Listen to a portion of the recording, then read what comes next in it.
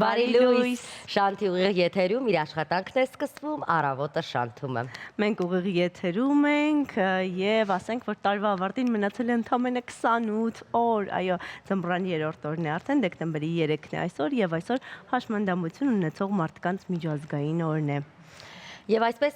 շատ կարևոր օրեր, որոնք որ պետք է հիշենք, թե տարիներ առաջ ինչ է կատարվել հենց այս օրը, 2007 թվականի մարտի 30-ին Նյու Յորքում կայացավ հաշվանդամ անձանց իրավունքների կոնվենցիայի ստորագրման հանդիսավոր արարողությունը, ինչպես նշեց գործընկերուհիս, փաստաթուղթը ստորագրեց աշխարհի 81-ից ավել երկրներ և այդ թվում էր նաև Հայաստանը։ Այսօր եւս մեկ կարևոր իրադարձություն է եղել տարիներ առաջ, 1958 թվականին հենց այս օրը Երևանի կայարանամերձ հրապարակում տեղի ունեցավ Սասունցի Դավիթ Արձանի հանդիսավոր բացումը։ Հեղինակը Երվանդ Քոչարն է, այն ընդգրկված է Երևանի մեր քաղաքի պատմության եւ մշակույթի անշարժ հուշարձանների ցանկում։ Իդեպ Սասունցի Դավիթը Երևանի ամենածանր հուշարձանն է, 3.5 տոննա քաշ ունի։ Արձանի փոքր պատվանդանը խորհրդանշում է Հայաստանը, իսկ ձիու ոտքերի տակ դրված ջուրը ժողովրդի համբերությունը։ Ասենք, որ այսօր հերթական մարզական հաղթանակի մասին ենք պատմելու, ունենալու ենք նաև հյուրեր, ովքեր խոսելու են շատ հետաքրքիր ներկայացման մասին, այն էլ պարային ներկայացման մասին, տեսնենք, թե ինչ հետաքրքիր միջոցառումներ են մեզ սպասվում նաև դեկտեմբեր ամսին։ Մենք այսօր նաև կիսվելու ենք ձեզ հետ եղանակի մասին տեղեկություններով, որովհետև բոլորիս հուզում է, հետաքրքրում է այն կարևոր հարցը այս արդյոք դեկտեմբեր ամսին ձյուն լինելու է թե ոչ, արդյոք եղանակը ավելի ցրտելու է թե ոչ։ Կարծում եմ այս եղանակը, որը հիմա դրսում է, պետք է որ լիներ աշնանը, չէ՞։ Աշնանային եղանակ է։ Ըստ կանխատեսումների ասում են, որ բավականին տաք ձմեռ է մեզ սպասվում, 2-ից 3 աստիճան, էլ ավելի տաք, քան կանխատեսում է սովորաբար այս ժամանակահատվածում։ Բայց հիմա առաջարկում եմ գնալ, լսել լավ երաժշտություն, լիցքավորներ, վերադառնալ, քանի որ մենք դեռ 2 ժամ եթերում ենք լինելու։ Գնացինք։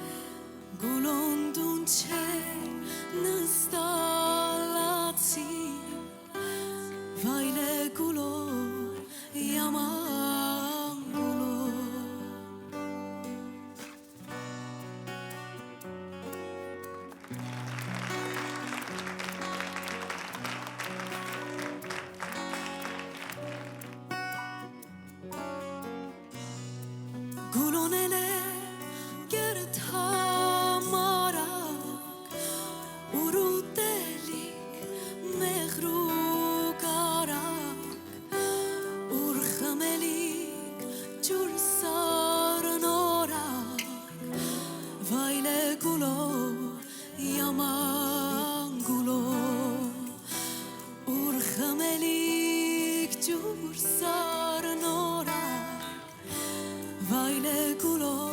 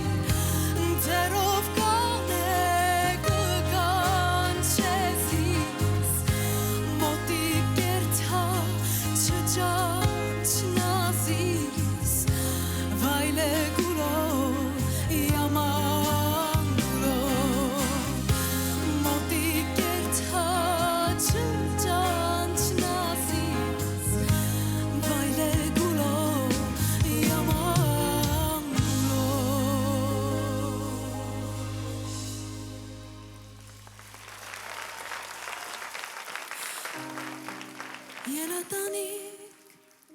թապքելեցի լանգով սարկի երթիկ բացի գուլոնդուն չեր նստալացի վայլե գուլո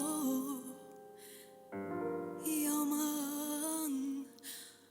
գուլո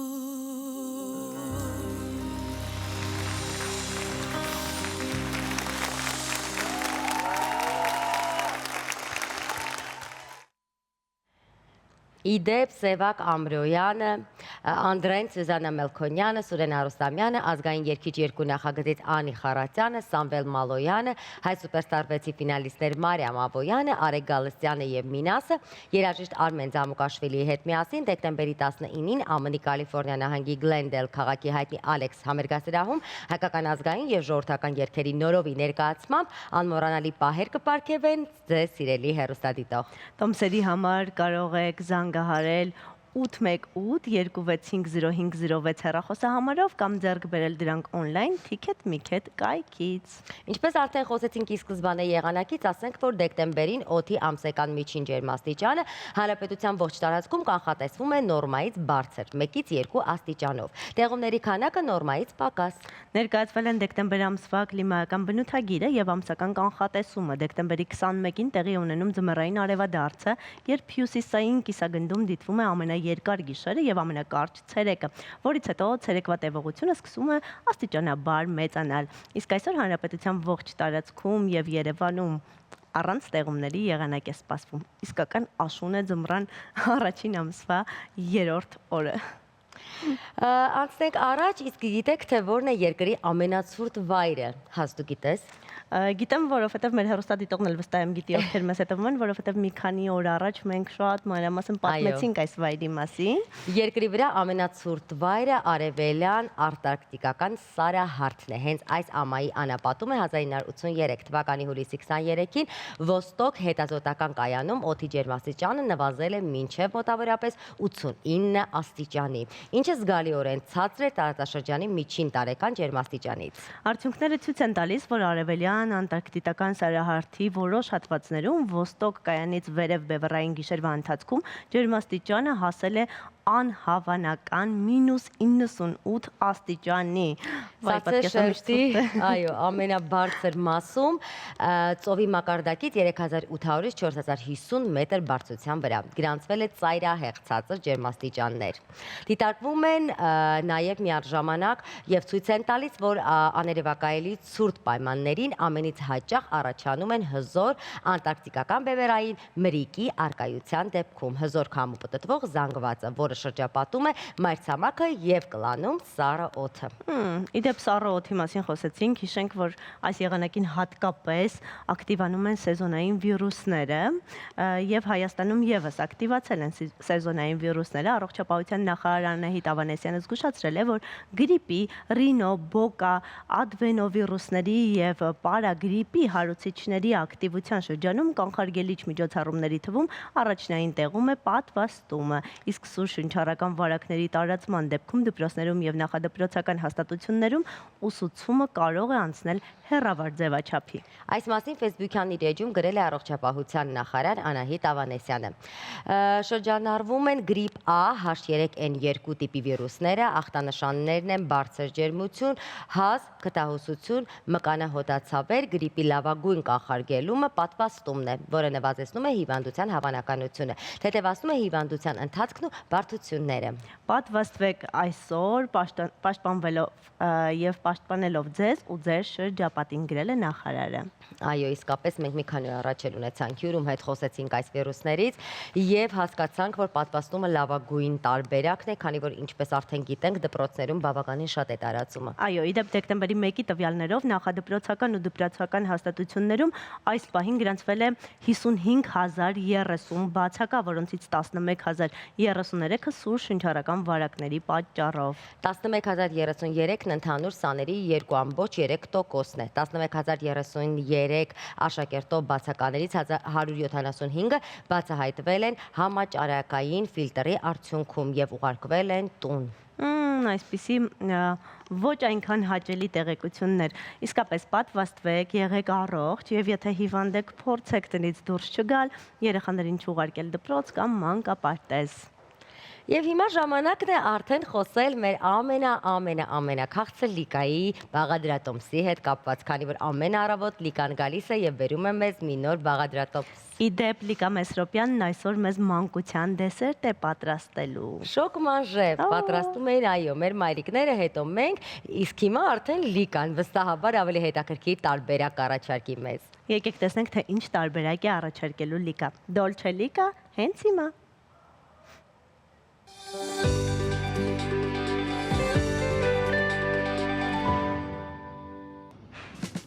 Հիշում եք 90-ական թվականներին շատ ճիրված էր շոկ մանժեն։ Սա նման է, չնայած այստեղ կոնյակ չեմ ավելացել, դու կարող եք ավելացնել, շատ նման է, բայց այստեղ չկա։ Ու ձո։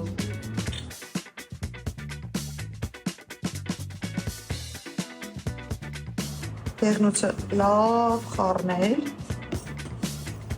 4 անպացի հետ։ Կամաց սառեկատ, գնդիկներ չլինեն։ Եռալուց հետո մենք երկարահակ ենք խոսեցինք, մի 5-6 երևի րոպե անցավ մեր խոսալուց հետո ժամը չպահեցինք, անջատեցինք և այստեղ օֆոլադը շնչասեցինք և կարակը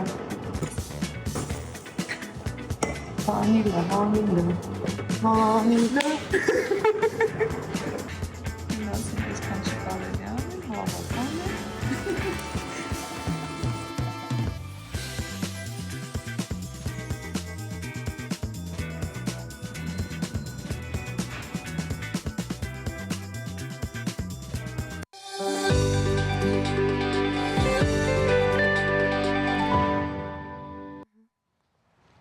Ահա այսպիսի բաղադրատոմս առաջարկեց Լիկան, կարծում եմ այսօր մեր հեռուստադիտողներից շատերն են պատրաստելու շոկ մանժե եւ իսկապես այդ համը բոլորիս կվերադարձնի մանկություն։ Այո, անցնենք առաջ եւ ունենք եւս մի քանի նորություններ, որոնց մասին պետք է անպայման խոսել։ Վարորդական իրավունքի քննությունների համար հիմա կարող են նաեւ դիմել շաբաթ օրերին։ Քաղաքացիներն առավել հասանելի ծառայություն տրամադրելու ծանրաբեռնվածություն թոթափելու եւ հերթերից խուսափելու նպատակով ներքին գործերի նախարարության հաշվառման քննական ստորաբաժանումները կաշխատեն նաեւ առաջիկա շաբաթ օրերի ընթացքում։ Տեղեկացնում են ներքին գործերի նախարարությունից։ Մասնավորապես դեկտեմբերի 6-ին, 13-ին եւ 20-ին Երևանի եւ մարզերի հաշվառման քննական ստորաբաժանումների համար սահմանվել են աշխատանքային օրեր ժամը 9-ից մինչև 18:00 ներառյալ։ Քաղաքացիները գործարք կատարելու համար կարող են նախապես հերթագրվել roadpolice.am հարթակի, ինչպես նաև Early One Mobile հավելվածի միջոցով եւ սպասարկվել իրենց հարմար ժամերին։ Իսկ հիմա ուշադրություն մեր եթերի ամենաուրախ, ամենանվերաշատ հատվածին ենք հասել։ Վիկտորինա Շանթի եթերում։ Եթե դուք ուզում եք ունենալ այս գեղեցիկ հիանալի տուփն ու արդից, ապա շտապեք, մենք հիմա հնչեցնելու ենք հարցը, դուք պատասխանելու եք դրան առաջիկա 1 ժամվա ընթացքում եւ հաղթող է համարվելու առաջին ճիշտ պատասխանողը։ Վիկտորինաները մեր եթերում կլինեն յուրաքանչյուր երկուշաբթի եւ չորեքշաբթի մրցանակը կարող եք ստանալ ուրբաթ օրերին Շանթ հեռուստաընկերությունից։ Այս պահից սկսած կարող եք զանգահարել 098 64 56 68 հեռախոսահամարով։ Հեռախոսահամարը տեսնում եք նաեւ ձեր էկրաններին, իսկ հաղորդման ավարտին մենք կհայտնենք հաղթողի անունը։ Այսպիսով այսօրվա հարցն ենք հնչեցնում։ Որ 5 քաղաք պետություններ հայտնի որպես արեգակի քաղաք եւ գտնվել է Ամերիկայի նախակոլումբիական շրջանում։ Ահա եւ հարցը։ Եթե արդեն իսկ գիտեք պատասխանը, մենք արդեն նշեցինք հեռախոսահամարը, կարող եք զանգահարել եւ հենց դուք դառնաք այս հայկական արտադրության գեղեցիկ մարմնի եւ դեմքի խնամքի տեժն ու տիրականը։ Ես եւս մեկ անգամ կհիշեցնեմ հեռախոսահամարը 098 64 56 68։ Շտապեք զանգահարել առաջիկա 1 ժամվա ընթացքում եւ ունենալ նվեր Շանթ հեռուստաընկերության կողմից։ Իսկ մենք գնանք դիտենք գովազդ։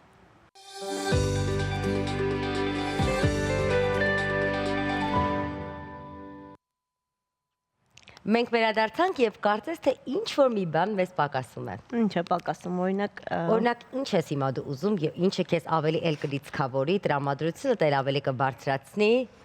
Կարծում եմ այս հուշումներից ելնելով բոլորս գուշակեցինք ինչ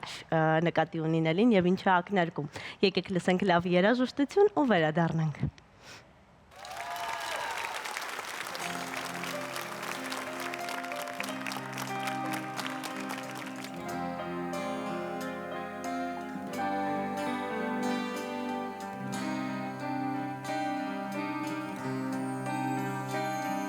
Սիրում եմ քեզ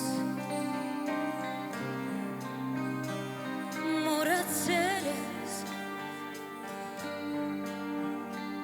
Սպասեցի ես քո ճամփին անցավ կյանքս երազներս անցավ գնաց սերս մնաց Սիրում եմ քեզ մոռացել ես Համբույներով քո աչքերով ինձ այրեցիր Սիրում էի հոգուս վրա վերք թողեցիր Սիրում եմ քեզ Գնա ուրիշին դու հավատա Գնա էլ քեզ չեմ մոռանա Ափսոս կյանքս անցավ գնաց Սերս մնաց Սիրում եմ քեզ Հիշում եմ քեզ Ժամանակն է Համբույներով քո աչքերով ինձ այրեցիր Սիրում էի հոգուս վրա վերք թողեցիր Սիրում եմ քեզ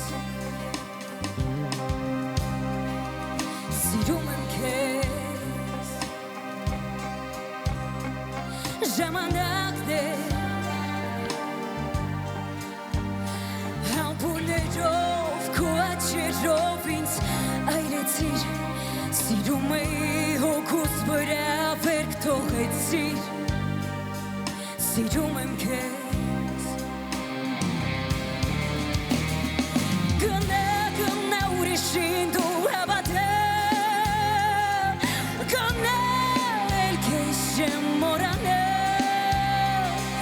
Ափսոս կյանքս անցավ գնաց Սերս մնաց Սիրում եմ քեզ Գնա ուրիշին դու հավատա Գնա էլ քեզ չեմ մոռանա Ափսոս կյանքս անցավ գնաց Սերս մնաց Սիրում եմ քեզ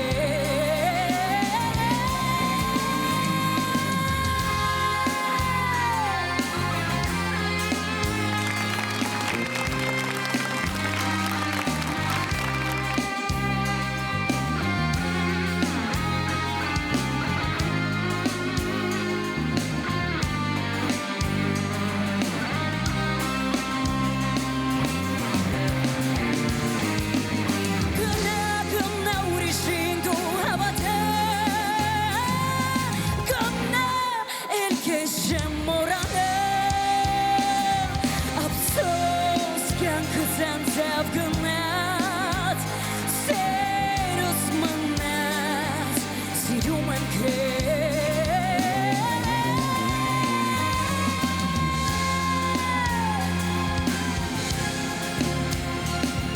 Գնա էլ քեզ չեմ մոռանա Ափսոս կյանքս անցավ գնաց Սերս մնաց Սիրում եմ քեզ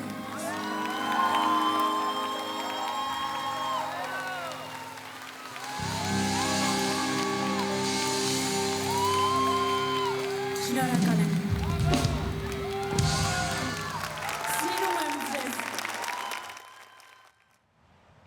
Մենք վերադարձանք, իսկ հիմա խոսքը արդեն փոխանցենք մեր գործընկերոջը, մարզիկ սննդաբան բոդիբիլդեր Մանո Բրուտյանին։ Այսօր իդեպ շատ հետաքրքիր թեմա ունենք, ուղիղ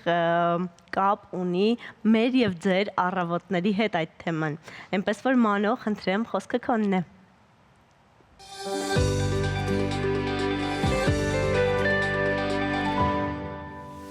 Բարի լույս իմ սիրելի հերոստատիտո, շնորհակալ եմ, որ այսօր նորից նայում եք ինձ եւ եկեք իրար հետ հասկանանք այսօրվա հարցերից մեկը վերցնենք եւ գնանք առաջ։ Հերոստատիտողը հարցնում է. առավոտյան որ ժամից է օրգանիզմը պատրաստ լինում ֆիզիկական ակտիվության։ Օրինակ կարելի է քնից զարտել ու գնալ ջիմ։ Շատակրկիր հարցեր։ Սենց ասեմ ձեզ, ժողովուրդ, երբ որ մենք զարտում ենք, մեր մարմինը դակավին չի զարտում, այսինքն օրգանիզմը լրիվ չի զարտում։ Դա դեպում է մոտավորապես մինչև 30 րոպե, 20-ից մինչև 30 րոպե մեր մարմինը որպես զարտի։ Սո այսինքն դու առավոտը զարթնեցիր, մի բաժակ ջուրդ խմի, օքեյ, մինչև հագնվես արդեն 30 րոպե կանցնի, գնա մարզասրահ եւ սկսիր մարզվել։ Բայց իմի, այստեղ գալիս է երկրորդ խնդիրը։ Մենք, երբ որ դու առավոտը զարթնեցիր ու գնացիր սենց մարզվելու, առանց նախաճաշի, իհարկե, եթե դու քեզ լավ ես զգում, եթե ջնշումը տեղն է, եթե գլուկոզայի խնդիր չունես, եթե գլխաբդույթներ չունես, օքեյ է, կարաս սոված փորին գնաս մարզվես։ Բայց եթե այդ խնդիրներից մեկը բադաղում է քո հետ, ինչ անել, առավոտ ուտել 1-ից 2 ու գնալ մարզասրահ եւ մարզվել։ Երկրորդ դեպքին, սենց ասեմ ձեզ, եթե ձեր նպատակը քաշ հավաքելն է, այս առաջի դեպքը քաշ կորցրելու մասին էր։ Երկրորդ դեպքում, եթե ձեր մոտ քաշ հավաքելու խնդիր է, ուզում եք քաշ հավաքեք, նախընտրելի է կեսօրից հետո գնալ, ինչի համար, որ արդեն 1-ից 2 անգամ քոնե սնունդ մտցրածին եք ձեր մարմինի մեջ, ձեր գլուկոգենը բարձր կացխաջրեր ունենա եւ օգտագործեք դա մարզումի ընթացքում, այլ ոչ թե ավելի շատ մգան գործնեք սոված փորին։ Բայց գալիս է երրորդ կետը։ Հիմա հասկանալով մեր կյանքի ոլորտը, մեր տեսակը, մեր գործը, մեր ամեն ինչը, երբ քեզ հարմար է, գնա եւ մարզվի, օքեյ։ Ես մենակ ասում եմ տարբերակները, բայց ասեմ ձեզ, ամեն դեպքում էլ օգուտ ունենալու եք։ Դրա համար ասում եմ, ելեք գնացեք մարզվեք, մարզանքը դա առողջությունն է, մարզանքը դա կյանքն է։ Երբ ձեզ հարմար է, գնացեք եւ մարզվեք եւ եկեք ճիշտ խաղանք այս խաղը։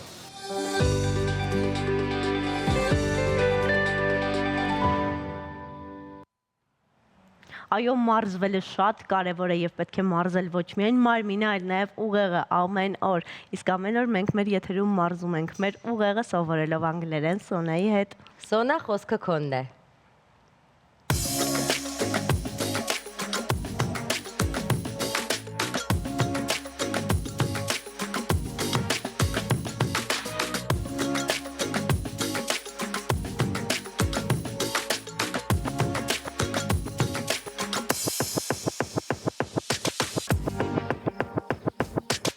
Good morning guys, այսօր սովորում ենք անգլերեն երգելով։ Ձեզ սպասվում է կարաոկե։ Շատ հայտնի ու հետաքրքիր երգ։ Շատերը գիտեք այս երգը, բայց գուցե բառերը չգիտեիք։ Ուսամ այս տեսանյութից հետո անգլերեն երգեր լսելով նույնպես կզարգացնեք ձեր խոսակցականը։ Իսկ ավելի շատ որակյալ անգլերենի համար հետևեք իմ Instagram-յան բլոգին կամ անցեք դասընթացներ իմ լեզվի դպրոցներում։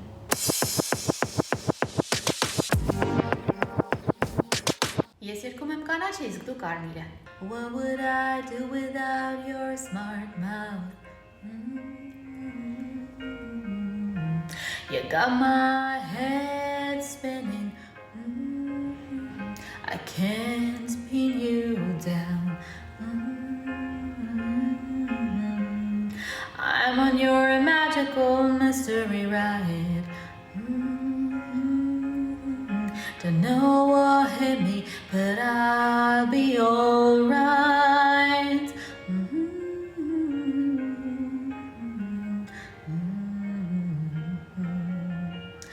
You're crazy and I'm out of my mind. 'Cause all of me loves all of you. Oh, your perfect imperfections. I'll give my all to you. You're my end and my beginning. 'Cause I gave you all of me.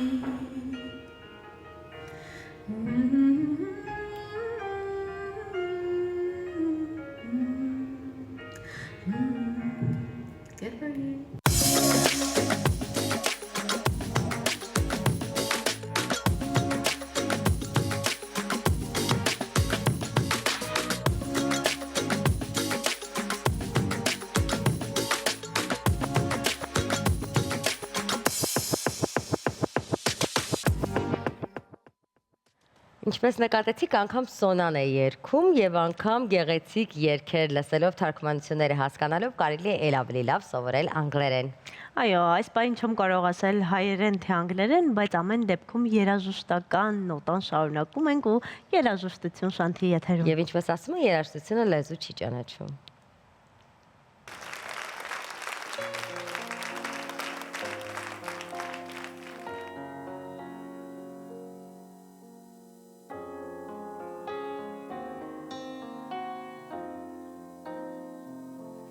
Ինչքան ծաղի, որ չտեսա ես իմ կյանքում, քո աչքերում պարտեզ դառնան, թող փուրավեր, ինչքան արև, որ չտեսա ես երկնքում, թող քո օգում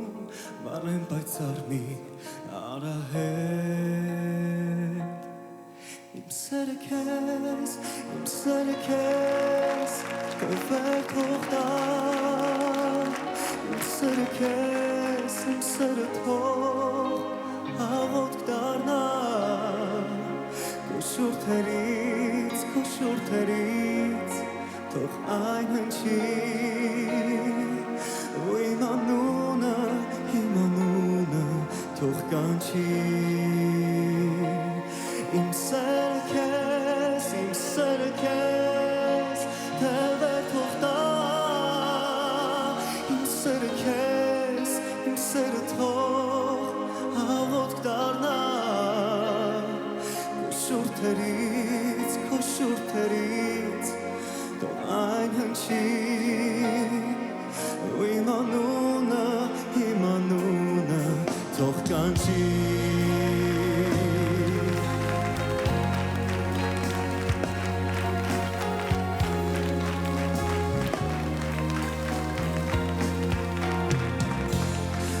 Ճամփեքով, որ ես շանցախ եմ թորերիս,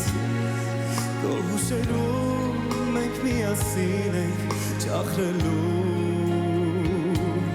ու ընդհատված սիրո խոսքերը սիրելիս, քո հուշերում ես միայն քեզ եմ ասելու, իմ սերը քեզ, թևեր թող տա, իմ սերը թող աղոթք դառնա, քո շուրթերից, թող այն հնչի, ու իմ անունը թող կանչի, իմ սերը քեզ,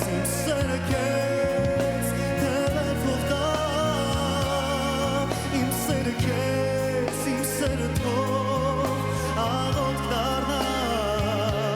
քո շուրթերից, թող այն հնչի, ու իմ անունը թող կանչի,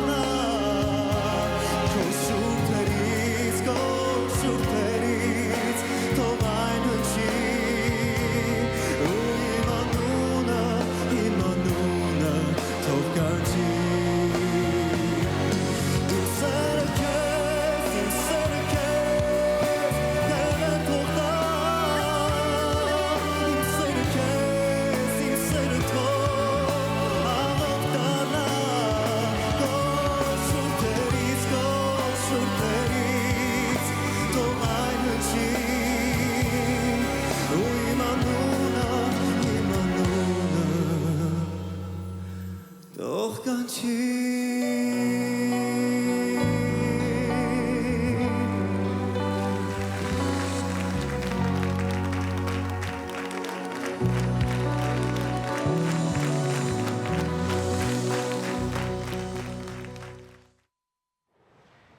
Իսկ հիմա գովաց շանթի եթերում։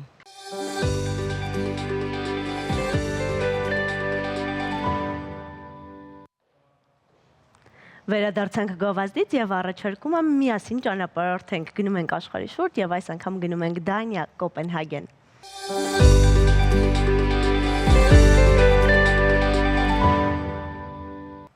Շարունակելով մեր եթերը անցնենք մեր գիտություն շարքին։ Աշխարհում կա մի կետ, որը միացնում է միանգամից 3 օվկիանոս։ Մոնտանայի Triple Divide Peak-ն է այդ գագաթը։ Աշխարհում կա նաև այլ նմանատիպ կետեր, որոնք հայտնի են որպես հիդրոլոգիական գագաթներ, եւ հենց դրանց մասին է այսօրվա գիտություն շարքը։ Եկեք միասին դիտենք տեսանյութը։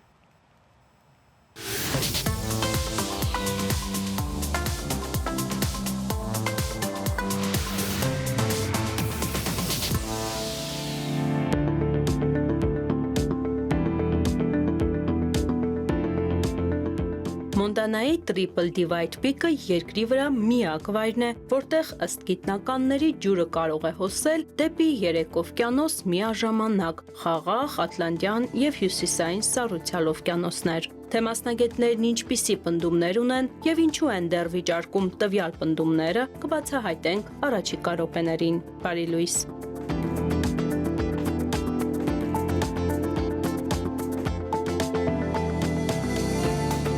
Աշխարհում կան նմանատիպ եւս մի քանի կետեր, որոնք հայտնի են որպես հիդրոլոգիական գագաթներ, սակայն Triple Divide Peak-ը համարվում է մոլորակի միակ վայրը, որը միացնում է 3 օվկիանոսները միաժամանակ։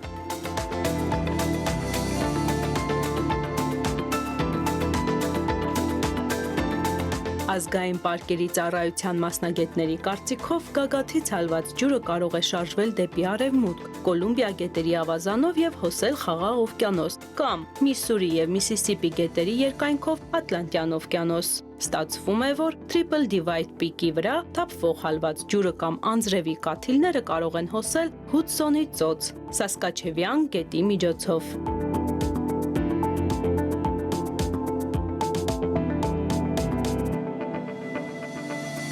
Հարկ է նշել, որ միջազգային հիդրոգրաֆիկ կազմակերպությունը Հուդսոնի նեղուցը համարում է Հյուսիսային Սառուցյալ օվկիանոսի մի մասը, ինչը նշանակում է, որ Triple Divide Peak-ը արդյունավետորեն է միացնում այս 3 օվկիանոսները միասին։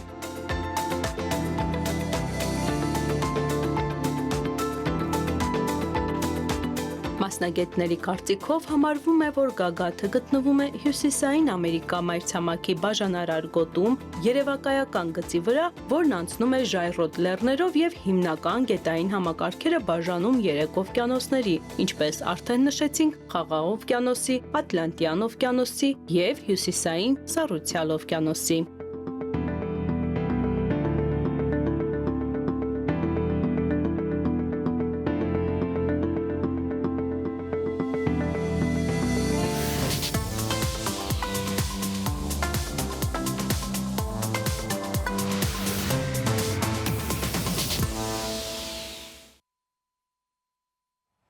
Մենք վերադարձանք եւ ժամանակն է ներկայացնել մեր հյուրերին։ Հայաստանի Powerlifting-ի հավաքականը նախագահի եւ հավաքականի գլխավոր մարզիչ Գագիկ Սարոյանի գլխավորությամբ նոյեմբերի 13-ից 16-ը մասնակցեց Լեհաստանի Պաբյանիցե քաղաքում կայացած WPA վարկածով Powerlifting-ի Եվրոպայի առաջնությանը։ 16 երկրներից ավելի քան 400 մարզիկներ պայքարում էին ու մեր հավաքականը արժանացավ հատուկ մրցանակի։ Մեր տաղավարում են Գագիկ Սարոյանը, Հայաստանի Հանրապետության վաստակավոր մարզիչ, Հայաստանի Հանրապետության վաստակավոր վարպետ, միջազգային կարգի սպորտի վարպետ, միջազգային Powerlifting-ի միության նախագահ, Հայաստանի Powerlifting-ի ֆեդերացիայի նախագահ, դոցենտ եւ Արտյոմ Խուգոյանը, Հայաստանի Powerlifting-ի Ֆեդերացիայի հավաքականի անդամ, աշխարհի եւ Եվրոպայի բազմակի եւ բացարձակ չեմպիոն, բազմաթիվ ռեկորդների հեղինակ, սպորտի վարպետ։ Բարի լույս։ Բարի առավոտ։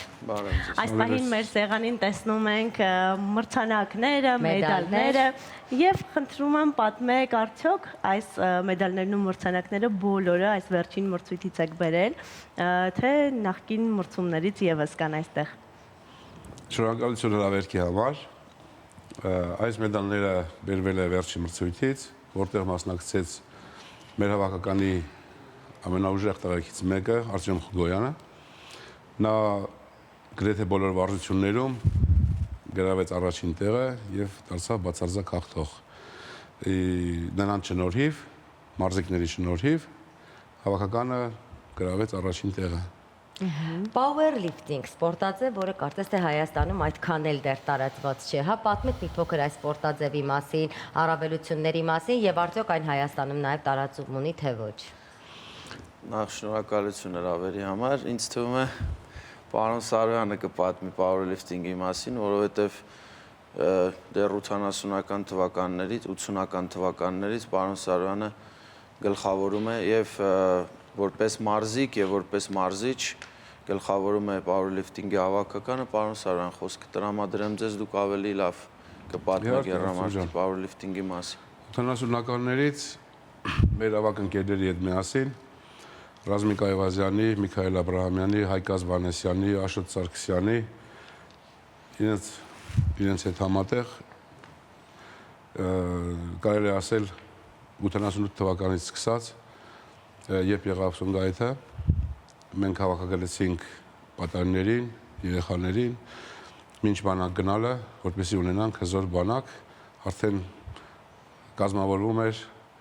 այդ բանակի հետ կապված հարցերը։ Մենք ձեռնամուխ եղանք եւ այդ ժամանակ այս ուժային մարզաձևը ստեղծեցինք ու մինչ օրս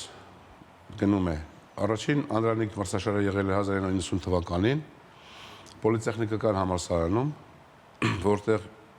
յուրախություն մեծ եւ նաեւ ուժային երամարտի դարբնոցն է։ Ու այդտեղից սկսվավ պատանիների մասնակցությունը մինչ 2000 թվականները Հայաստանի առաջնություններ, գավաթներ, դրանից հետո ունեցանք 2001 թվականից միջազգային powerlifting-ի լիիրավ անդամ դարձանք եւ մասնակցեցինք արդեն միջազգային մրցաշարերին աշխարհի առաջնության, Եվրոպայի առաջնության, իսկ հաշմանդամների հետ կապված Սեխմոն Բարկաս դիրքից վարժությունը արդեն օլիմպիական ձև էր, որովհետեւ մենք ունենք նաեւ բավականին քանակության մարզիկներ, ովքեր մասնակցել են օլիմպիական խաղերին, վերջիներս մասնակցեց մեր Գրետա Վարդանյանը Գյումրիից։ Մնացածը առողջների հետ կապված Եվրոպայի եւ աշխարհի առաջնություններում մասնակցում ենք եւ բավականին վերջին տասնամյակում բավականին ունենում ենք հաջողություններ, թե թիմային հաշվարկներում, թե բացարձակ կրելու ներկայացնում ենք մեր Հայաստանը, մեր երկիրը, այսպես հզոր տղեկի գլխավորությամբ։ Արտեմ, դուք ինչպես եք իմացել այս սպորտաձևի մասին, որ տարիքից եք սկսել զբաղվել եւ որ վարժություններն են ձեզ տվել այս մրցանակները, մեդալները։ Դեռ մանուկ հասակից իմ համար ավելի շատ բոքսն ա եղել, բոքսով եմ զբաղվել, հետո հասկացա, որ ուժային սպորտաձևի մեջ ավելի լավ եմ ինձ զգում, հենց փոքր հասակից 12-13 տարեկան էի եւ այդպես մինչեւ 18 տարեկան սկսեցի մարզվել ուժային այս սպորտաձևով, powerlifting-ով եւ պարոն Սարոյանի հետ 18 կամ չեմ հիշում 20 տարեկան ժամանակ առաջի անգամ դարձա Հայաստանի չեմպիոն 78 բանակից առաջ դարձա Հայաստանի չեմպիոն եւ այդտեղից սկսվեց իմ powerlifting-ի մեջ իմ ուղին սկսվեց ու մինչեւ այսօր արկածություն եւ պարոն Սարոյանի եւ մեր հավաքականի տղաների եւ մեր միամուռ ուժի շնորհիվ մենք կարողանում ենք գրավել մեծ բարձունքներ։ Նշեմ, որ այս տարի արդեն մասնակցել եմ 3 խոշոր կարևորագույն մրցաշարերի։ Մեկը առաջինը մասնակցել ենք Վրաստանում իպսու վարկածով ուժային սպորտաձևերի գավաթին եւ այնտեղ դարձել եմ չեմպիոն։ Կարծեմ նույնպես 6 ոսկե մեդալ վերցրեցի։ Հետո Չեխիայում մասնակցել եմ GPC վարկածով, էլի Եվրոպայի առաջնությանը, փոքր ինչ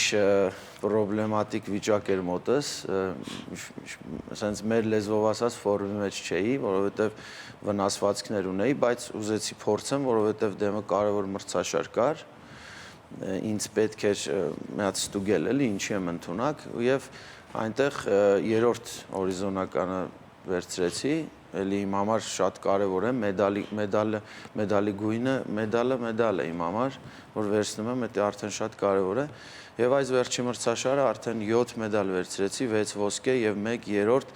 բացարձակ երրորդ եւ 2 գավաթ, որի համար եւ փառք Աստծուն եւ շնորհակալություն մեր ընկերներին, մեր հավաքականի գլխավոր մարզիչ պարոն Սարոյանին, խոսքով այսպիսի ուղի ենք ունենում եւ արդեն ունենք մեծ մրցաշարեր սկզբում դիմացը, որ պետք է պատրաստվենք։ Իսկ արդյոք երիտասարդ սերունդը հետաքրքրված է զբաղվել հենց այս սպորտաձևով։ Մի կարելի ասել 10 տարի առաջ կամ 15 մի քիչ ուրիշ ձև էին մոտենում, որովհետև երբ որ սպորտաձևը օլիմպիական չի, մարդիկ ուրիշ մոտեցում են ցույց տալիս, բայց կարելի ասել հանրայնած մեր շնորհիվ, կարելի ասել մարզիկների մեր ընդհանուր հանրայնացնելու շնորհիվ պարոն Սարոյանը իրականում պարոն Սարոյանը շատ մեծ աշխատանք է տարել, որպեսզի powerlifting-ը Հայաստանում ունենա մեծ զարգացում։ Ես կասեմ հիմա։ Որովհետև տարին մի քանի անգամ մենք լուրջ մրցաշարերի ենք մասնակցում, powerlifting-ը ունի վարկածներ, որտեղ որ դու կարող ես տարբեր վարկածներով եւ Եվրոպայի եւ աշխարհի առաջնության մասնակցել եւ մենք ոչ մի մրցաշար կարելի ասել բաց չենք թողում եւ դա ցույց է տալիս մեր աճող սերնդին նայել, ողջևորվել, տեսնել, փողոցից կտրվել ու գալ եւ մասնակցել նման մրցաշարերի ու շատ կարևոր է դա, որպեսզի մարդկանց մեջ դա սերմանենք, կապ չունի, սպորտաձևը իմ համար սպորտաձև է։ Եթե դու զբաղվում ես սպորտով, ուրեմն առողջ մտածելակերպ ունես։ Պարոն Սարոյան, ավելացնելու ինչ-որ բան ունեք։ Այո, իհարկե, Ասմիկ ջան, մարզաձևը ներկայացնում աշխարհագրությունը մարզաձևի, սփռված է ամբողջ Հայաստանում եւ Սփյուռքում, բոլոր մարզերում, գյուղական համայնքներում, սահմանամերձ գոտիներում, բացում ենք ամեն տարի 2-3 դահլիճներ, որտեղ ընդգրկում են պատանիները, աշակերտները դպրոցների, որովհետև դպրոցներում սեմինարներ ենք անցկացնում եւ հարկ եմ համարում նշել բուհերի ներգրավվածությունը տվյալ մարզաձևում։ Անում ենք ուսանողական մարզական խաղեր ամեն տարի, որովհետև շատ կարևոր է Հայաստանի ֆիզիկական կուլտուրայի ինստիտուտում լինել ուսանող այս մարզաձևով, ու մենք ունենք 10-12 հոգի ամեն տարի, որը համալրում է մեր հավաքական կազմը եւ մեր բուհերը։ Այն նշեցիք, որ ունենք նաև աղջիկ չեմպիոն, հա, այդ փորձենք մի փոքր հասկանալ այս կանանց ներգրավվածությունը որքանով է հետաքրքիր այս սպորտաձևում եւ որքան են աղջիկները հետաքրքրված հենց այս սպորտաձևով զբաղվելու։ Աղջիկները նույն ձևի ընդգրկված են, որովհետեւ նրանք տեսնում են թե իրենց մարմնի գեղեցկությունը, թե քայլվածքը, թե մարզաձևի ճանաչվածությունը իրենք տեսնում են իրենց ընտեղում եւ շատ լավ են զգում, իրենց ընտանիքները, ծնողների հետ խոսում ենք, մեր մարզիչների աշխատանքը շատ մեծ է, բժիշկների աշխատանքը շատ մեծ է, շատ դժվար է պահել ֆեդերացիա, որը չի ֆինանսավորվում։ Բայց շտակի շնորհակալություն այն մարդկանց, այն հովանավորներին, այն գերատեսչական մարմիններին, ովքեր աջակցում են ճանաչելով մեզ, մեր աշխատանքը եւ ինչու՞ չէ նաեւ հարկ եմ հարանում նշել Սփյուռքի մեր հայերին այս վերջի մրցաշարին Հովհաննես Յազիչյանը բավականին լուրջ ներդրում ունեցավ թիմի ընդունելություն, հյուրանոցներ, տեղավորում, սնունդի հարց, բոլորը հարցեր են դրանք, որը մեր գործն է, հավաքականի մարզիկները պետք է իրենց տրամադրել նագրուսկեն հայերեն ոնց են ասում զբաղվածությունը բավականին, հա, որովհետև իրենք պետք է ազատ լինեն եւ մասնակցեն, ինչպես մասնակցեց մեր Արտյոմը։ Իսկ աշխարհով մեկ որքանով է այս սպորտաձևը տարածված եւ որ թիմերն են, որ երկրի թիմերն են ամենաուժեղը աշխարհում։ Ամենաուժեղը մենք ենք, Հայաստանն է, այո։ Ես կարամ բարձրաձայնեմ, որովհետև ամեն անգամ գնալիս վերջի տասնամյակում բավականին լուրջ ներկայացություններ ենք ունենում, մասնակցություն ենք ունենում ու թե դրոշի հետ կապված բարձրացման, թե հիմնի հնչեցման, թե մարզիկների լավը զգալու, իսկ այլ երկրներ ես չեմ կարող ասեմ վատ են, որովհետև տես Արտյոմը նշում է GPC վարկածով, IPO վարկածով, VPC վարկածով, VPA վարկածով, այն տարբեր վարկածներով, սրանք վարկածներ են, որոնք միջազգային ֆեդերացիաներ են, դեռ մարզաձևը օլիմպիական չի, դրա համար կան ֆեդերացիաներ միջազգային, երբ որ կընդգրկվի ինքը մարզաձևը օլիմպիական ընտանիքի անդամ է, ի ուրախություն մեզ, երբ որ կընդգրկվի այդ հանձնաժողովը կհաստատի, որ ինքը կդառնա մի ֆեդերացիա, այդ ժամանակ կլինի մի ֆեդերացիայի անուն։ Իսկ հիմա բազմաթիվ մարզաձևեր, նաև մեր մարզաձևը, լիքը ֆեդերացիաներ կան, թե կարատեի հետ կապված, թե այլ ձևերի հետ կապված, դրա համար այլ երկրներում բավականին լուրջ, Լեհաստանում շատ լուրջ, Ամերիկայում լուրջ մարզիկներ ունենք, իրենց հավաքականները շատ ուժեղ են, Չեխիան շատ ուժեղ է, ուկրաինացիներն էլ շատ ուժեղ են այս Ուկրաինան շատ ուժեղ է, բայց մեր կամքի ուժը թույլ չի տալի, կարելի ասել վիրավորական չթվա ոչ մեկին նկատել, որովհետև կար ժամանակ, եւ որ մենք ունենում ենք լինում է ժամանակ, եւ որ ունենում ենք ահավոր վնասվածքներ, որովհետև այս սպորտաձևը չի կարող ուրիշ ձև չի լինում, պարտադիր տարին մի քանի վնասվածքներ ունենում ես ու մի խոսք է, այդ խոսքը շատ եմ սիրում, ասում է որտեղ որ վերջանում է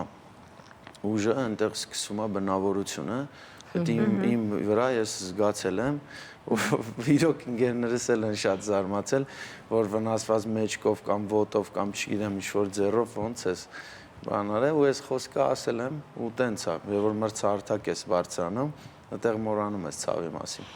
Արտեմ, ինչպես եք պատրաստվում մրցումներին, ինչ է պետք այս տեսակ մարզիկին, կամքի ուժ, բնավորություն արդեն ասեցիք, պարապմունքներն ինչպես են անցնում, սննդակարգը եւ արդյոք հավելումներ կարելի է օգտագործել, թե ոչ։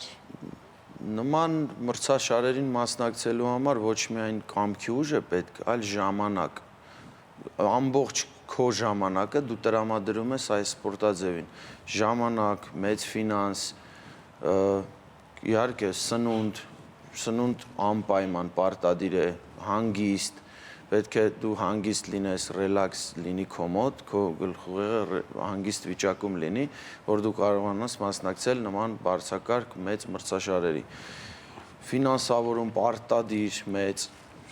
այդ ամենը մեկտեղ պետք է մարզիկին։ Իսկ հավելումների մասին ինչ հավելումների մասին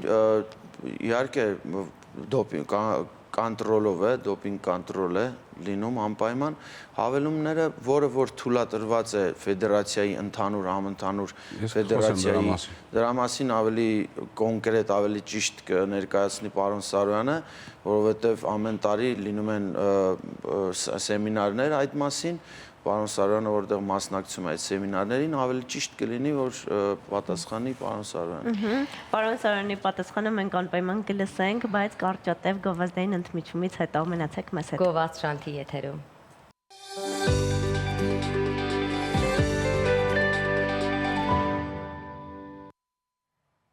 Մենք վերադարձանք եւ շարունակենք մեր զրույցը։ Պարոն Սարոյան, եկեք խոսենք նաեւ այն մասին, թե որտեղից է այս սպորտաձևը եկել, որտեղից է սկիզբը եւ արդյոք նոր խոսեցինք հավելումների մասին, այլ դոպինգի հետ կապված ինչ հսկողություն կա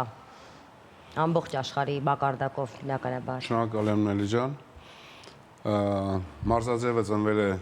1988 թվականի Սպիտակում։ Երկրաշարժի Սպիտակյան երկրաշարժից անմիջապես հետո ձեռնամուխ եղանք հավաքագրել մարզիկներին, մարզիչներին եւ անօթևան երեխաներին եւ այդտեղից սկսվեց մինչ օրս շարունակվում է արդեն ավելի լայնամասշտաբ եւ մինչ օրս ինչ ունենք, այդ ունենք։ Իսկ դոպինգի հետ կապված շատ կարևոր բան կասեմ ձեզ։ Մենք համագործակցում ենք հակադոպինգային գործակալության հետ, Արմնադոյի հետ, պարոն Հովհաննիսյանի հետ, որտեղ տարին 2-3 անգամ անցկացվում է սեմինարներ եւ միջազգային հյուրեր են ունենում։ Մենք առաջիններից մեկն ենք որպես ֆեդերացիա, մենք ներկայ ենք լինում բոլոր նորություններին եւ փորձություններին, տենց ասեմ։ Մեր մարզիկները ընդգրկված են շուրջ 10 հոգի ընդգրկված է ամենամյա ստուգումների մեջ, կոչվում է WADA, միջազգային գործակալության հակադոպինգային գործակալության անդամ են եւ մրցումներից առաջ պարտադիր կարգով թե Հայաստանի առաջնություններից առաջ, թե միջազգային հանձնում են կոնտրոլ եւ դրանից հետո նոր մասնակցում են ուսումնամարզական հավաքներին եւ միջազգային մրցաշարերին։ Ֆիզիկական պատրաստվածություն ունենալը բնականաբար կարևոր է եւ կարծես թե առաջնային է, բայց որքանով է կարևոր նաեւ հոգեպես պատրաստ լինելը այս սպորտաձևին։ Դե քանի որ դու դնում ես առաջադրանք մասնակցելու Եվրոպայի կամ աշխարհի առաջնությանը, դու պետք է հոգեպես պատրաստ լինես, որովհետև պետք է հանգստություն մրցաշարին մասնակցելու համար, մի խոսքով պետք է կտրվես արտաքին աշխարհից, դա էլ մի քիչ դժվար է լինում, բայց փորձում ենք անել այնպես, որ հոգեպես հանգիստ լինենք, որ մինչև մրցահարթակ բարձրանալը հոգեպես մենք հանգիստ լինենք, որովհետև մենք գնում ենք մի նպատակի համար անպայման հաղթելու։ Ես օրինակ չեմ գնում ուղղակի մեդալ վերցնելու երրորդ տեղ գոնե բավարարվեմ, իմ մոտ չկա այդ տարբերակը, ես ամեն անգամ գնում եմ հաղթելու, թե ինչ եմ կարողանում ցույց տալ մրցաշարին, արդեն իմ ուժերի ներած ինչապով ինչ որ ես պատրաստվել եմ, ինչ որ արդեն անցել եմ, այնտեղ ցույց եմ տալիս։ Փառք Աստծուն, մինչև հիմա ունենք լավ արդյունքներ, գերազանց արդյունքներ, ամեն մրցաշարերից պարտադիր ոսկե մեդալներ, գավաթներ, ի շնորհիվ մեր հավաքականի մի ամուր գործողությունների, մի խոսքով պետք է հանգիստ լինես, գլուխդ հանգիստ լինի, հոգեպես պատրաստ լինես, որ կարողանաս մասնակցես նման մրցաշարերին։ Պարոն Սարոյան, այս հարցը կարծես հետաքրքիր է բոլորին, մարզիկը միայն սպորտով զբաղվելով, արդյոք կարող է, այսպես ասած, իր ընտանիքը, պահել, քանի որ ինչպես մենք արդեն տեղյակ ենք, ոչ բոլոր սպորտսմեններն են, որ կարողանում են միայն զբաղվել սպորտով եւ կարողանալ իրենց ընտանիքը պահել, բայց միևնույն ժամանակ հասկանում ենք, որ նաեւ պետք է, որպեսզի միայն սպորտով զբաղվել, կենտրոնանալ, որպեսզի կարողանալ լավ արդյունքներ գրանցել։ Մերսի հարցի համար, շատ լավ հարց է, որովհետեւ հենց կոնկրետ մարզիկները, այո, չեն կարողանա պահել ընտանիքներ, որովհետև մարզաձևը չունի տարիքային սահմանափակում, պատանիներից մինչև վարպետներ, մեծահասակներ, ունենք մարզիկներ։ Այս մրցաշարում Եվրոպայի առաջնությանը մասնակցեց նաև Ռուդիկ Ավդալյանը, որը թեթև քաշային կարգով դարձավ բացարձակ չեմպիոն, սեղմում բարկած դիրքից վարժության, եւ ունենք Աշոտ Անտոնյան, նորից դարձավ հաղթող եւ աղջիկներից Անգելինա Չոբանյանը, հարկ եմ հարամնշել, դարձավ չեմպիոն։ Նրանք աշխատում են այլ տեղեր։ Անգելինա Չոբանյանը աշխատում է Ծանրամարտի ֆեդերացիայում մեր ազգային։ Աշոտ Անտոնյանն աշխատում է շինարարական այլ հիմնարկում։ Ռուդիկ Ավդալյանը ունենք դահլիճ, որտեղ աշխատում է որպես մարզիչ, հենց իր անունով է կոչվում Root Gym մարզասրահը։ Եվ այդպես ամեն մեկը միտեղից եւ կարելի ասել քաղաքապետարանները, համայնքապետարանները ուշադրություն են դարձնում եւ Ռոդիկ Ավդալյանի հետ կապված մեր քաղաքապետը Սպիտակի շատ ուշադրությամբ, ֆինանսավորմամբ, թե Գյումրին, թե Սպիտակը, թե մնացած բոլոր քաղաքները, ովքեր հնարավորություն ունեն, մարզիկի կողքն են։ Շնորհակալություն, ձեզ մաղթում ենք նորանոր հաջողություններ, հուսանք 2026 թվականին էլ ավելի շատ մեդալներով նորից մեզ կհյուրընկալեք։ Անպայման։ Շնորհակալ ենք շատ։ Իդեպ, ունեք արխիվում մրցաշարեր 2020, եկեք այդ մասին նաև խոսենք։ 26 թվականին ունենք բավականին լուրջ մրցաշարեր։ Հայաստանի առաջնություն ունենք դեկտեմբերի 13-14-ին։ 13-14-ին, հա, Այո։ Նաև մոռացա ասեմ, ոչ թե մոռացա, ֆեդերացիայի կարգախոսն է, այսօրվա մարզիկը վաղվա զինվորն է, մեր կարգախոսն է եւ զինվորների հետ կապված դաշտ զորամասերում բրցումներ են կազմակերպում, որը այս 13-14 դեկտեմբեր լինելու է Երևանի կապի զորամասում։ Շնորհակալություն հրամանատարին, անունը իրանքություն եմ տալու, որտեղ բավականին զինվորներ, շուրջ 100-200 հոգի մասնակցում են եւ նաեւ առողջների հետ համատեղ եւ ունենում ենք բավականին լուրջ արդյունքներ։ Իսկ 26 թվականին թե Լեհաստանում, թե Իտալիայում, օգոստոսին Ամերիկայում ունենալու ենք աշխարհի Եվրոպայի առաջնություններ եւ գավաթներ, կմասնակցենք եւ աշնանը կհանդիպենք։ Սիրով, շնորհակալություն։ հաղթանակներ։ Այո, հաղթանակներով կվերադառնանք մեր տաղավար հաջորդ անգամ եւս։ Իսկ մենք շարժվում ենք առաջ եւ այս պահին Գովազդ Չանթի եթերում։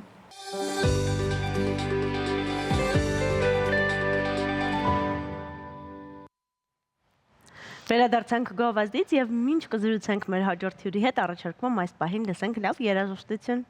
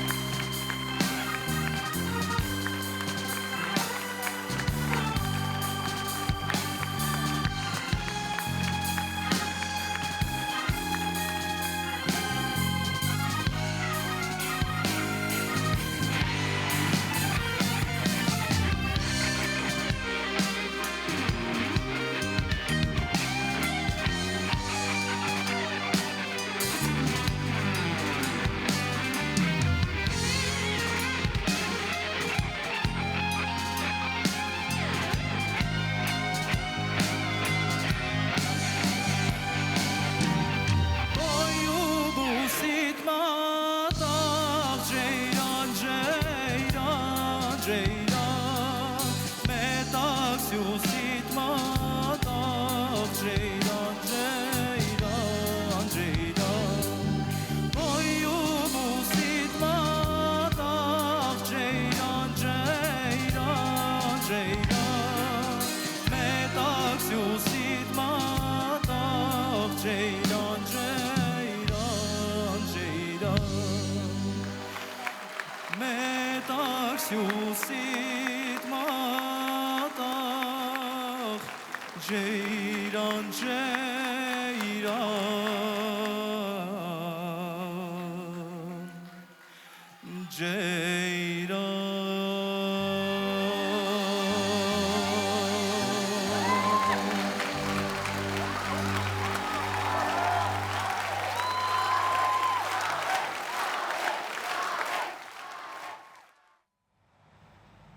Վերադարձանք տաղավար եւ այստեղ են արդեն մեր հյուրերը։ Պարային նոր ներկայացման պրեմիերա է լինելու լույս 3, որի մասին էլ կխոսենք մեր հյուրերի հետ։ Այստեղ են Արման Ջուլհակյանն ու Արա Ասատուրյանը։ Բարի լույս։ Բարի լույս։ Բարի լույս։ Եկեք սկսենք ամենասկզբից, լույս 3։ Ինչու հենց լույս 3, ինչ նշանակություն ունի, ուր է 1-ն ու 2-ը եւ ինչ ներկայացում է մեզ սպասվում։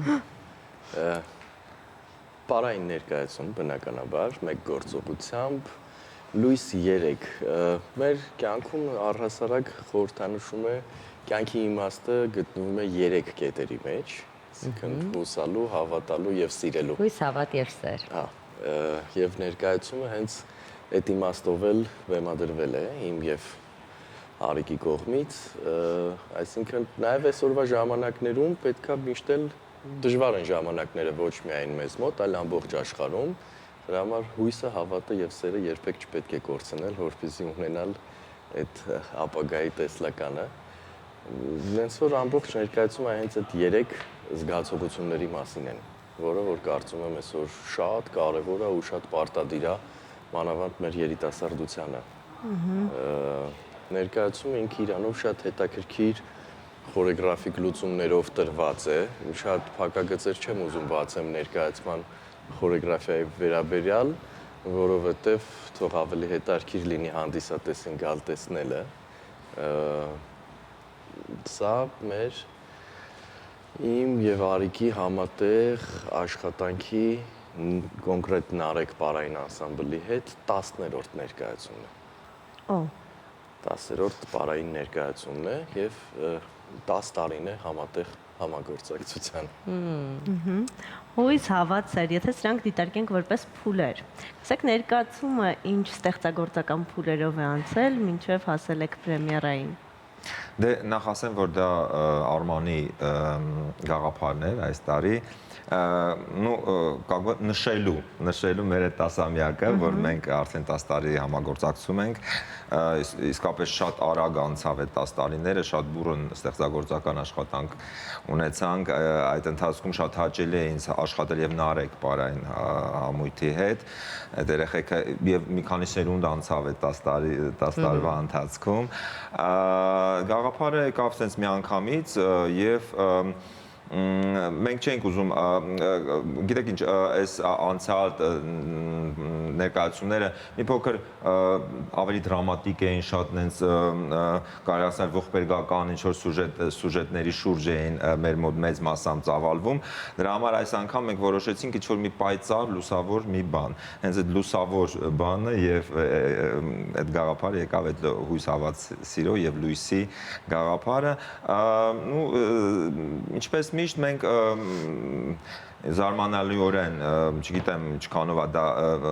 դա հազվագյուտ է լինում, որ երկու ստեղծագործ մարդ, բալետմեյստերներ, ռեժիսորներ, այդպես լավ համագործակցեն, միշտ լինում են ինչ-որ վեճեր, միշտ լինում են կոնֆլիկտներ, մեր մոտ ամեն ինչը լինում է շատ սահուն,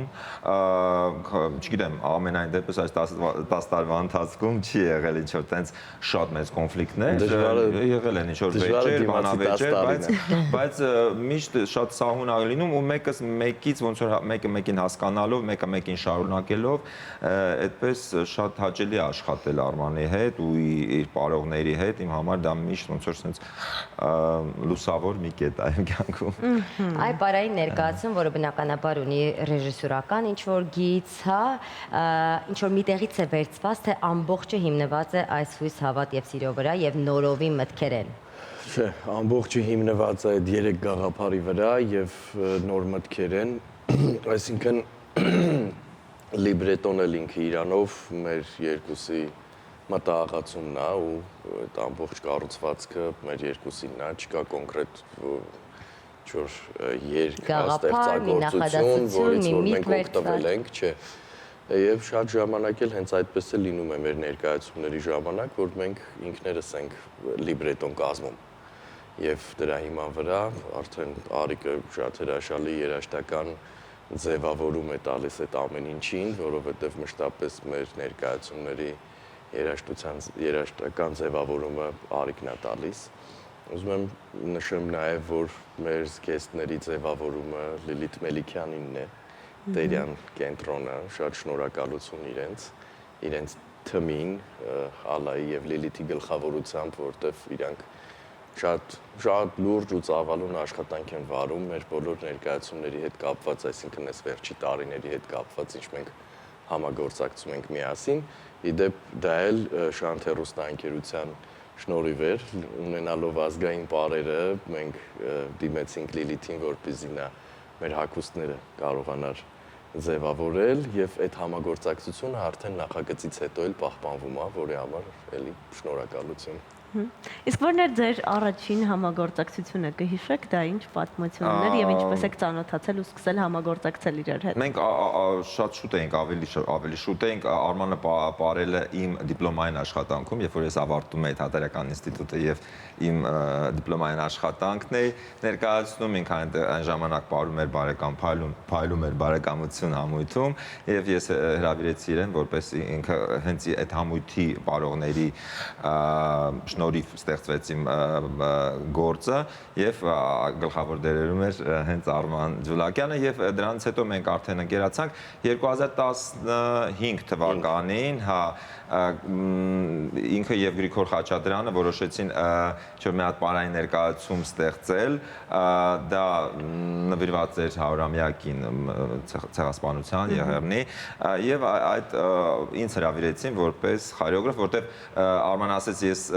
ես կարող եմ բեմադրել, բայց նաև ինք ուզում էր պարել։ Դա մի քիչ դժվար է, երբ որ դու համ պարում ես, համ բեմադրում ես, ասեց չէ,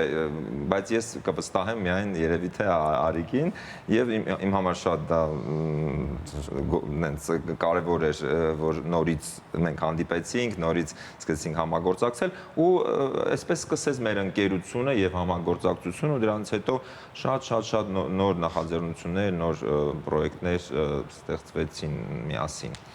Արման բավականին երկար ճանապարհ եք անցել, մենք բոլորս ճանաչում ենք, ձեզ գիտենք, ձեր բոլոր անցած ճանապարհները, բայց ինչպես տեսնում եք, այսօր սնկի պես օրը մեկ պարային համույթ է ստեղծվում, տարբեր անուններով, տարբեր տեսակներով եւ շատ դեպքերում ոչ պրոֆեսիոնալ։ Այո, արդյոք ինչ որ կա մի պրոֆեսիոնալների խումբ, որը որ պայքարում է սրա դեմ, թե սա ուղղակի անզոր է եւ արդյոք ինչպես կարող ենք նույնպես ծնողները զատել որտեղ տանել երեխային, որովհետեւ շատ անգամ շարժվում ենք հենց մեկնակ այն տեսակետից, որ սա մեզ մոտ է կամ հարմար է, բայց արի ուտես, որ դա էլ ավելի փչացնում է երեխային, թե ֆիզիկապես, թե հոգեպես, հա, դուք որպես պրոֆեսիոնալ, որ այսքան տարի այս ամեն ինչի մեջ եք, ինչպես եք սրա դեմ պայքարում։ Նայեք, մենք բնականաբար պայքարում ենք մեր պրոֆեսիոնալ աշխատանքով, բայց ավել պայքարելու գործիքներ չունենք, քանի որ դա պետական մակարդակի խնդիր է։ Ամեն եթերային առիթը բաց չթողնելով ես դրա մասին շեշտում եմ, որ դա պետական մակարդակի խնդիր է,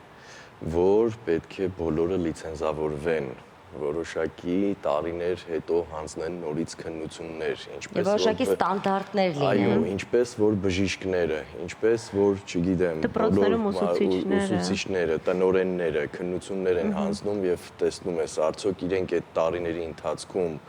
ունեցել են իրենց վերապատրաստումները, իրենց առաջընթացները, թե ոչ, որովհետև մենք աշխատում ենք մատաղ սերնդի հետ եւ իրավունք չունենք իրենց փչացնելու, որովհետև երբ որ դու փչացնում ես հոգևոր բացի ֆիզիկականը, հա, նաև հոգևոր դաստիարակությունը, դու կորցնում ես մի ամբողջ սերունդ։ Երբ որ դու աշխատում ես չիմանալով թե ինչ ես աշխատում զուտ գումարի համար, դա արդեն կատաստրոֆա է։ Դա մեծ կատաստրոֆա է։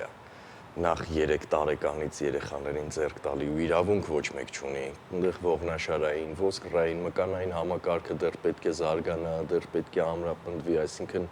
6 տարեկանից ներքև երեխան պետք է ունենա մի հատ փայլուն մանկություն, որը որ մենք սկսում ենք խանգարել նրան։ Եվ ես հասկանում եմ, որ այսօր ուզում են ծնողները շատ շուտ ազատվել իրանց երեխեքից, հա, որ իրանք էլ մի քիչ իրենցով զբաղվեն, բայց պետք է գիտակցել, որ դու վնասում ես առաջինը քո երեխային։ Դրա համար այդ պետական մակարդակի խնդիր է, որ ես կարծում եմ եւ ամեն եթերը բաց չթողնելով ասում եմ, որ պետք է ունենանք մենք այդ չափորոշիչները, այդ ստանդարտները, որով որ կլիցենզավորվեն պարուսույցները եւ կկարողանան կրթել արդեն այդ երեխաներին եւ գոնե թե 5 տարին մեկ կունենան այդ քննությունը, չգիտեմ, մի որոշակի տարիք, որից հետո արդեն վերապատրաստումներ, առաջ գնալներ, չգիտեմ, շատ բաներ գոյություն ունեն, որտեղ այսօր երբ որ ես հետևում եմ, նայում եմ, խմբերի մեծամասնությունն էլ ինչ որ այլազգի, արևելա, թուրքականա, չգիտեմ, ինչ եւ երաժշտություններով եւ հագուստների առումով անհասկանալի ինչ որ ազգապատկանելիության գործունեությունով են զբաղված, որը որ ներկայացնում են որպես հայկական։ Եվ դա ներկայացնում են որպես հայկական եւ ցավոք այդ խմբերը շատ մեկնում են արտ երկրներ այդ փառատոնների ու դա ներկայացնում են իբրև հայկական։ Այս արդեն լավ չի։ Իսկապես պետական մասշտաբով վերահսկողությունը շատ տեղին կլինի եւ կարծում եմ արդեն ժամանակն է գոնե այսքան տարի անց իսկապես ժամանակն է։ Ունենք մի ծրագրի մասին էլ ասեմ, չնայած կարծում եմ հետո առիթ կունենամ նորից այցելելու ձեզ մոտ, հիմա իրականացնում եմ մի շատ կարևոր ծրագիր, որի անվանումն է սահմանապար։ Հենց բառը ինքը իրանով իմ գաղափարն էր, բայց Հազար Վահան բարեգործական հիմնադրամի հովանավորության տակ է գտնվում, այսինքն մեր այդ կազմակերպության եւ իմ գաղափարն է, գնում են բոլոր սահմանամերձ շրջանները, գյուղերը, այնտեղի բարի խմբերի վրա իմ հեղինակային պարերն են բեմադրում եւ մյուս տարի անպայման ունենալու ենք մեծ համերգ, խմբերին կհրավիրենք մայրաքաղաք, որպեսզի ունենանք մի հատ մեծ համերգ փառատոն։ Այսինքն նաև մաստեր կլասը, կարելի է նաև այդպես անվանել։ Կարելի է, որովհետև այդ մի քանի օրերի ընթացքում, այսինքն Տաուշից սկսել եմ եւ վերջացնում եմ Սյունիք Կապանով, ամեն տեղ մի քանի օր մնում եմ եւ աշխատում եմ իրանց հետ, փորձում եմ այդ կարճ օրերի ընթացքում բեմադրություններ իրականացնել եւ ի զարմանս իրանց դա շատ մեծ օգուտ է տալիս ու դրա կարիքը իրանք շատ ունեն, որպեսզի մասնագետները այնտեղ որոշակի գործունեություն ծավալեն եւ շատ շնորհակալություն Հազար Վահան հիմնադրամին, որ հովանավորում է նման տեսակի, որովհետեւ իր գործունեությունը ամբողջությամբ կապված է հենց սահմանապահ գյուղերի երեխաների կրթության, մշակույթի զարգացնելու հետ կապված։ Կարծում եմ այս նախաձեռնության մասին դեռ առիթ կունենանք խոսելու։ Ավելի մանրամասն խոսելու։ Հիմա վերադառնանք ներկայացմանը, մեր լույս 3-ին։ Քանի պարող է ներգրավված ներկայացման մեջ եւ երբ է լինելու պրեմիերան։ Պրեմիերան լինելու է վաղը։ Հրաչյա Ղափլանյանի դրամատիկական թատրոնում երեկոյան ժամը 8-ին մասնակցում են շուրջ 14 պարող։ Ինքը փոքր կազմ է այս ներկայացման համար, բայց լավ կազմ է։ Շատ լավ կազմը, կարելի ասել է սերունդներից ամենատենց հաջող սերունդն է տարիների ընթացքում իրանք փոքրուց էին, որտեղ մենք ունենք ներկայացումներ Արմանի հետ, որ արդեն փոքրուց ներգրաված են երեխաները, մոտ արդեն 7 տարեկան, 8 տարեկան, այդ նույն երեխաները հիմա արդեն 20 տարեկան են դառնում, 18-19 տարեկան են դառնում ու շատ եմ ասում այդ դպրոցը անցել է եւ մեր խորեոգրաֆիան լավ գիտեն, մեզ էլ են կես բառից հասկանում, անցալում են, գիտեն մեր գաղափարները, կիսում են մեր գաղափարները, դրա համար կարելի ասել շատ հետաքրքիր սենց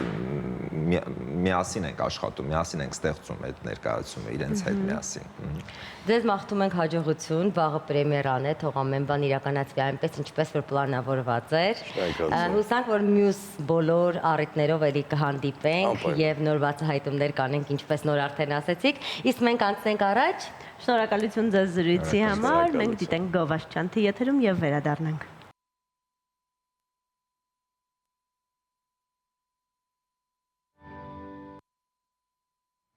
Վերադարձանք Գովազդից եւ արդեն ունենք այսօրվա Վիկտորինայի հաղթողին, ով շահելու է Նոարտ ապրանքանիշից հայկական բնական խնամքի միջոցների այս գեղեցիկ տուփը, բայց նախ պետք է հնչեցնենք հարցը։ Որ 5 քաղաք պետություններ հայտնի որպես արեգակի քաղաք եւ գտնվել է Ամերիկայի նախակոլումբիական շրջանում եւ ճիշտ պատասխանն է Տեոտեհուական։ Իսկ առաջին ճիշտ պատասխանողն է Հեղինե Ղազարյանը, շնորհավորում ենք Հեղինեին ու ասում, որ նվերը կարող է վերցնել ամեն ուրբաթ օր Շանթ հեռուստաընկերությունից։ Այո, մեր աշխատանքային ժամերին, ժամը 10-ից 12-ն ընկած հատվածում, իսկ դուք մի հուսահատվեք, եթե այս անգամ չեք հասցրել առաջինը ճիշտ պատասխանել, որովհետև յուրաքանչյուր երկուշաբթի եւ չորեքշաբթի օրերին մենք ունենում ենք Վիկտորինա, ու դուք առաջինը ճիշտ պատասխանելով մեր տված հարցին կարող եք շահել այս գեղեցիկ խնամքի միջոցների տուփը։ Իսկ հիմա երաժշտություն Շանթի եթերում։ Ես առաջարկում եմ դիտել հետագից, տեսնել թե հետաներ երաժշտություն։ Ում ենք բացահայտելու այս անգամ, ում կյանքի հետքերով ենք գնալու ու հետո վերադառնանք։ Ամերիկյանի հետքերով ենք գնալու։ Գնացինք։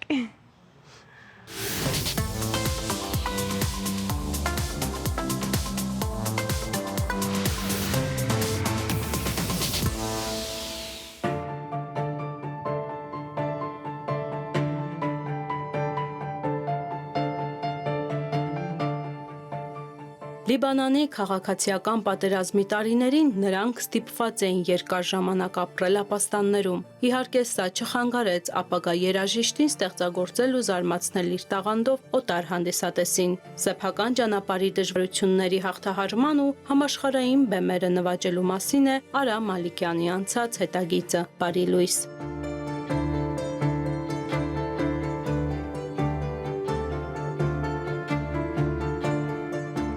Արա Մալիկյանը ծնվել է 1968 թվականին Լիբանանում հայկական ընտանիքում։ Հայրը ջութակ է սովորեցրել տղային վաղ հասակից։ Արդեն 12 տարեկանում առաջին անգամ մեծ բեմ է բարձրացել, որը եղել է բեկումնային պատանի երաժիշտի համար։ Արդեն 14 տարեկանում դիրիժոր Հանս Հերբերտ Յորսի միջնորդությամբ գերմանական կառավարության կողմից ստանում է կրթաթոշակ, որի արդյունքում Հանովերի երաժշտության եւ թատրոնի բարձրագույն դպրոցում ուսանելու հնարավորություն է ստանում։ Նա ամենաերիտասարդ ուսանողն էր, որը 15 տարեկանում ընդունվել էր այս հաստատություն։ Չեմ գիտի թե ավելի լավն է, բայց ճիշտ է որ երբ որ ես Բեյրութը ցկեցի, իմ հայրս մի նախատեսությունը սավ, որ մինչև հիմա միտքս է սավ, տուն հիմա Գերմանիա բերտաս, Գերմանիա շատ լավ երաժիշտներ կան, շատ լավ երդասարտներ կան, շատ դաղանտավոր, եւ տուն բերտաս իբրև օդար, իբրև լիբանանցի, իբրև հայ, քեզի կարևորություն բերի չիդան, դժվար բիդելա, ուրեմն տուն պետք է 10 անգամ ավելի լավ լաս իրենց մե 10 անգամ ավելի լավ իրենց մե լալու համար պետք է 10 անգամ ավելի բարաբես ուրեմն ճիշտ է որ ադիգա միտքիս մեջ մնացած է չեմ գրել լավ է կամ վատ է բայց միակ ցևը որ գրնամ ես ինձի ապրել բարաբելներ գսիրեմ իմ անձնական մյուզիկը նվագել համերգներուս բայց ճիշտ է որ ուզեմ կամ չուզեմ հայկական գնիկը որ ունեմ իմ մեջս հայկական ոճը որ գա միշտ իմ երաժշտության մեջս է Հետագայում երաժիշտը շարունակեց իր կրթությունը Լոնդոնի Guildhall-ի երաժշտության եւ դրամայի դպրոցում, զուգահեռաբար սովորելով այնպիսի աշխարհահռչակ պրոֆեսորների մոտ, ինչպիսիք են Ֆրանկո Գուլին, Ռոջերո Ռիչին, Հերման Կրեբերսը եւ Ալբանա Բերգի քարյակի անդամները։ Մալիկյանը հաղթել է բազմաթիվ միջազգային հեղինակություն ունեցող մրցույթներում, այդ թվում Բերլինի 1987 թվականի Ֆելիքս Մենդելսոնի մրցանակին, ապա 1995 թվականի Պաբլո Սարասատեի մրցանակների արժանատիրն է եղել։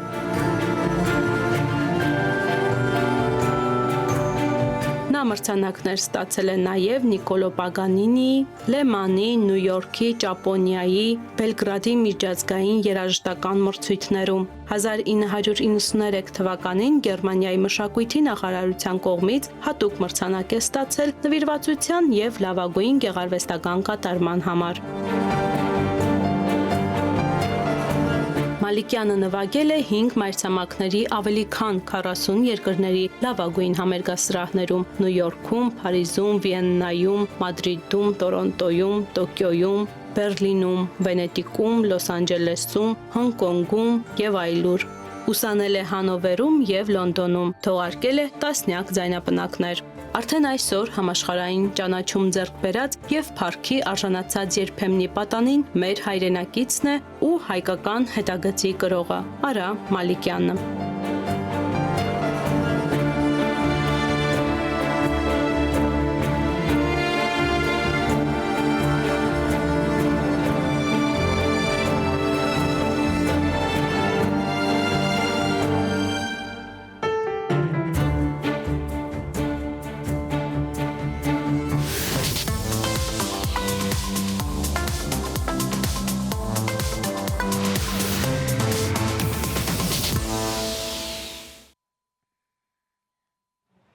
Վերադարձանք տաղավար եւ այսօրվա մեր վերջին վերադարձն է, որովհետեւ մենք ձեզ արդեն հրաժեշտ ենք տալիս։ Բայց կսպասենք ձեզ վաղը նորից ուղիղ եթերում, քանի որ նորից առավոտյան ժամը 10-15-ից մենք լինելու ենք եթերում, ձեզ նորից ասելու ենք բարի լույս։ Եթերում առավոտը շանթումն է, իսկ այսօրվա համար այսքանը, ձեզ մաղթում ենք հաճելի օր։ Հաջողություն։